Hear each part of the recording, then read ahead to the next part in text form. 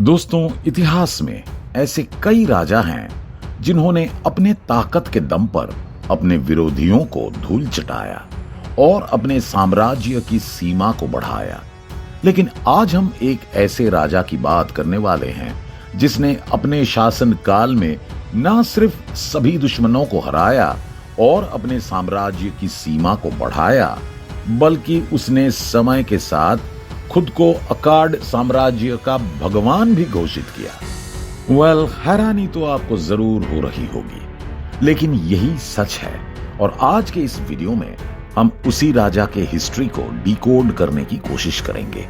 तो चलिए बिना समय गंवाए इस वीडियो को शुरू करते हैं। दोस्तों, 2255 ईसा पूर्व तक अकेडियन साम्राज्य आर्थिक रूप से स्टेबल और सैन्य रूप से मजबूत था।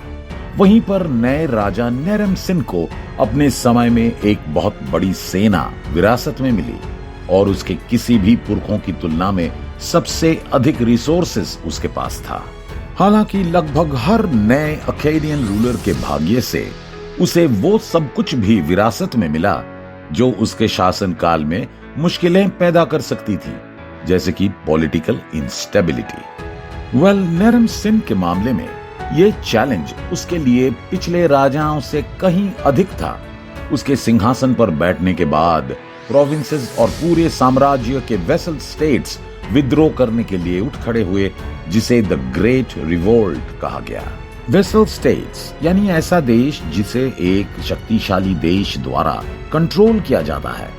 बगावत बहुत बड़ा था और जैसा कि नेरम सिन के शिलालेखों में डिस्क्राइब किया गया है कि दुनिया के सभी राजाओं के 1/3 के राजा उसके खिलाफ विद्रोह कर रहे थे। विद्रोह का सेंटर शहर किश को बनाया गया, जिसका ट्रेडिशनली अकेडियन रूलर्स द्वारा बहुत सम्मान किया जाता था। दोस्तों, नेरम सिन खुद ही अपने रिकॉर्ड्स में नोट किया था कि ये शहर और राज्य मेरे खिलाफ विद्रोह कर रहे थे, जिसमें किश, कथा, कजालू, गिरिटैब और बोरसिपा जैसे शहर और राज्य शामिल थे। इसके अलावा उसने रिकॉर्ड्स में कई और बातें नोट किया, जैसे उसके फोरफादर सारगोन ने अपने समय में उरुख को हराकर किश लोगों को गुलामी से आजादी दिलाई थी। वहीं पर इश्तार, शलात, हनीश, शमाश और किश इस साम्राज्य के दुश्मन नहीं बल्कि इसके एलाइज थे। उसके बाद उसने उन अलग अलग राजाओं को भी मेंशन किया जो उसके अलायंस का हिस्सा थे। ये साफ साफ दर्शाता है कि जब वह सुमेर में आया तब रेबल्स को विदेशी ताकतों से समर्थन मिल रहा था, जैसे सिमुरम, मगान और मरहासी। मेसोपोटामिया के ऊपरी हिस्से में माउरी शहर ने सुबार्तु के साथ अपने अलाइज जैसे इबला और अरमानों के साथ मिलकर नए राजा को चैलेंज करने के लिए उस अवसर को इस्तेमाल किया। दोस्तों, शुरुआत में विद्रोह को दबाने के लिए राजा ने काफी संघर्ष किया। फ्रांस में युद्ध करते समय उसे मुश्किलों का सामना करना पड़ा। अकेडियन फोर्सेस काफी परेशानी में थे और ये साफ हो गया कि नेरम सिन के पास आखिरकार जीतने की क्षमता है। हालांकि नए राजा के तौर पर वह ये साबित करने में कामयाब रहा कि युद्ध के मैदान में वो किसी से भी कम नहीं है।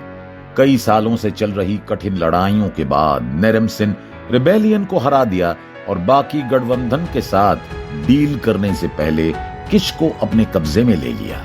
इसके बाद राजा ने उरुगु के खिलाफ मुहिम चलाने के लिए 1 साल और बिताया, जहां आखिरकार उसने जीत दर्ज किया और फाइनली सुमेर को दोबारा अपने कंट्रोल में लिया। हालांकि युद्ध अभी खत्म नहीं हुआ था। सिमरम अपने एलाइज के साथ अभी भी अकाड से युद्ध कर रहा था। मेसोपोटामिया के ऊपरी हिस्से में विद्रोह अभी भी भड़का हुआ था और सभी गठबंधन बनाने की कोशिश में लगे हुए थे। किसी भी तरह अगले साल या यूं कहें कि 2 साल नेरम सिन ने सिमुरा के खिलाफ युद्ध करने के लिए मुहिम छेड़ा और आखिरकार उसे कीरा श्रीनिवास में उसके साथ जंग करने के लिए मिला। उसने वहां पर अपनी पूरी ताकत एक बार फिर दिखाई और जंग जीतने के बाद फाइनली सुमेर पूरी तरह से सिक्योर्ड हो गया। उसके बाद नेरम सिन मेसोपोटामिया के ऊपरी हिस्से के नॉर्थ वेस्ट में चला गया और वहां पर उसने मारी में उठ रहे विद्रोह को खत्म किया और उसे अपने साम्राज्य में फिर से जोड़ दिया। दोस्तों, उसका अगला टारगेट इबला नाम का एक अमीर शहर था, जहां जाकर वो उठे हुए विद्रोह को दबाना चाहता था। हमने शुरू में ही इबला और अरमानों का जिक्र किया था। खैर, इबला और अरमानों की अलायंस ने कई और संगठनों से हाथ मिलाया ताकि जिससे उन्हें कुछ मदद मिल सके, लेकिन ऐसा करके इबला को कोई फायदा नहीं हुआ। जैसा कि पहले भी कई शहरों ने ऐसा करके नेरेमसिन के सामने अपनी ताकत को साबित करने की कोशिश की थी, लेकिन उसके सामने टिक नहीं पाए थे और अकेडियन आर्मी के सामने घुटने टेकने पर मजबूर हो गए थे। आपको जानकर हैरानी होगी कि जब से इबला और अरमानों का शहर बसा था, तब से कोई भी राजा उन्हें नष्ट नहीं कर पाया था, या यूं कहें कि उन्हें हरा नहीं पाया था। लेकिन जब उनका सामना राजा नेरेमसिन से हुआ, तब दोनों ही शहर उसके सामने टिक नहीं पाए और उससे हार गए। आखिरकार नेरेमसिन ने इबला और अरमानों को जीत लिया और अपने साम्राज्य में इंक्लूड कर लिया। दोस्तों, ऐसा लग रहा था कि राजा अपने साम्राज्य की बाउंड्रीज अभी भी बढ़ाना चाहता था, इसलिए उसने टॉरस और अमानस राज्य पर चढ़ाई करके उन्हें भी जीत लिया। इस विक्ट्री के बाद नेरेमसिन ने खुद को मेसोपोटामिया का अनडिस्प्यूटेड रूलर के रूप में डिक्लेयर किया। उसका साम्राज्य अब उससे भी बड़ा हो गया था जब वह सिंहासन पर बैठा था। ऐसा माना जाता है कि इस वक्त के आसपास तक उसने एक बोल्ड और बेमिसाल कदम उठाने का फैसला किया। जी हाँ, बिल्कुल सही सुना आपने। अकेडियन साम्राज्य और दुनिया के 1/3 का राजा नेरेमसिन ने खुद को अकैड का भगवान घोषित कर दिया। वो एनलिल, इश्तार और एनकी जैसे भगवानों के साथ कंधा से कंधा मिलाकर रहने लगा। हालांकि भविष्य में उसके इस फैसले का कोई विरोध ना करे, इस बारे में भी वो बहुत कुछ सोच रहा था और उस विरोध को दबाने का प्लान बना रहा था।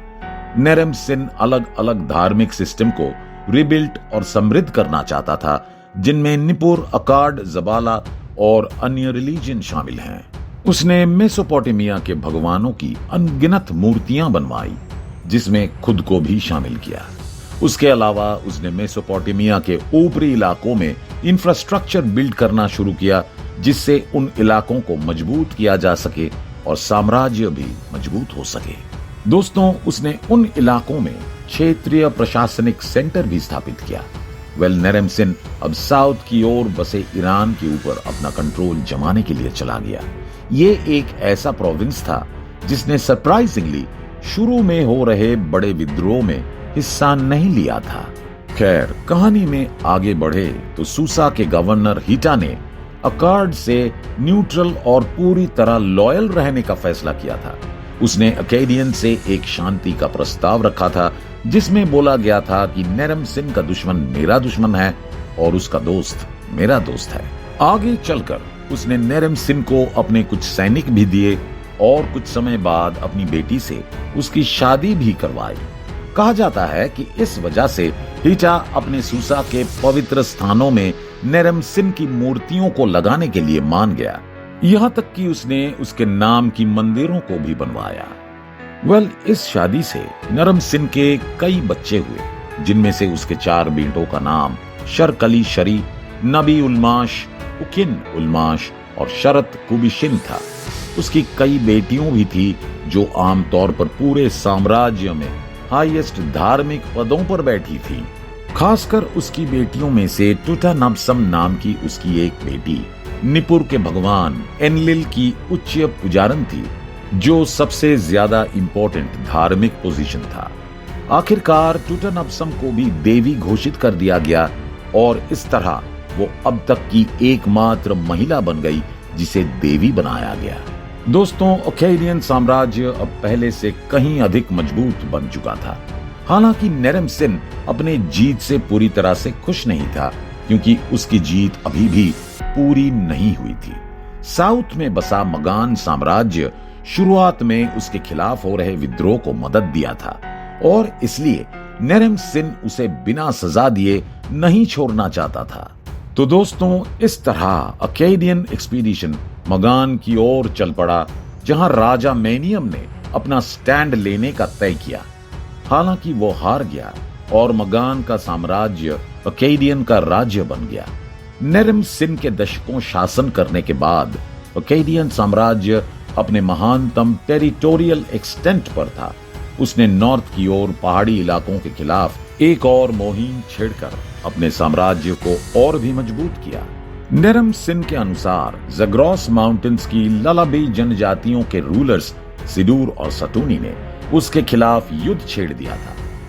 इस युद्ध का मकसद अननोन है।